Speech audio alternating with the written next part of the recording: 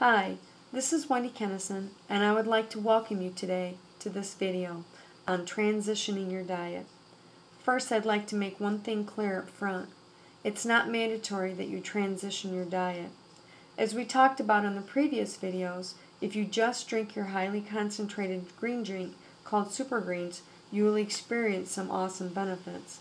If you want to maximize benefits, however, and you want to play life at a higher level, you will start to educate yourself about what foods are acid, and which you should limit or eliminate altogether, and which foods are alkaline and that you should try to eat more of them. Many of us have these taste buds that have been compromised because of all the sugar and processed foods we have eaten. This video will focus in on the alkaline foods, as with many of the other videos I've made on this topic. I think the key thing here is to become aware. If you can become aware and make some decisions here, you are headed in the right direction. Let's look at some clues here. 70% of the earth is water. 70 to 80% of our bodies are water. Water is one of the most important ingredients on our program. So when you're eating, what should your plates look like? Well, taking the clues from the previous page, in a perfect world, we want 70-30. That is 70% alkaline, water-rich raw foods and 30% acid. Now this graphic probably isn't the easiest to read, but this is what we're striving for. This is what your plate should look like. Most people are on the opposite side. 30% raw foods, 70% acid. You may have to start off at 40-60, move your way up to 50-50, and then 60-40. But your goal is to get to 70% alkaline food and 30% acid. You should also make this a game whereby 6 days a week you eat great and 1 day a week you can cheat.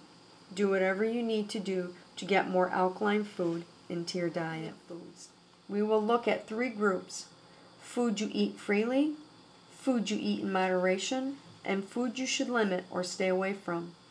Dr. Young wrote a great book called The pH Miracle for Weight Loss. I love this book because he categorizes all the food into 6 categories: highly alkaline, moderately alkaline, mildly alkaline, highly acid, moderately acid, or mildly acid. If I'm going to cheat, I always try to keep it in the mild to moderately category. Foods you can eat freely. I love almonds, and good oils are critical on this program too. Avocados, make it a habit to have 1 or 2 a day. And lemons and limes, use them on everything. Distilled water is the preferred water to use.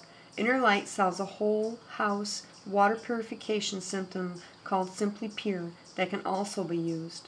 This water system creates a pH neutral, contaminant-free, mineral-rich water from every faucet in the house. Why can't I eat more fruit? Many fruits are alkaline, but fruits are also high in sugar, and sugar feeds yeast. Yeasty beasties have appetites too, and they create their own waste in your blood. Anyone who does live cell analysis can actually see this in your blood. It is called mycotoxins, and it's a poison. Okay, now we're getting into foods you should eliminate or limit. The sad part is this is what most people's diets consist of: pork, eggs, beef, potatoes, milk, yogurt, corn, mushrooms. Just limit these items.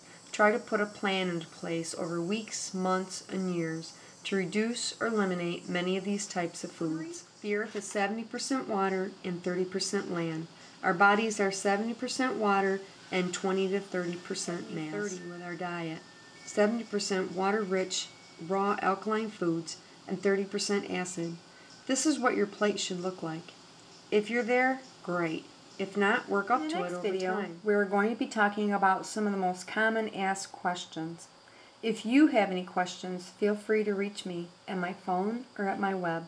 Thank you for watching and have a great day.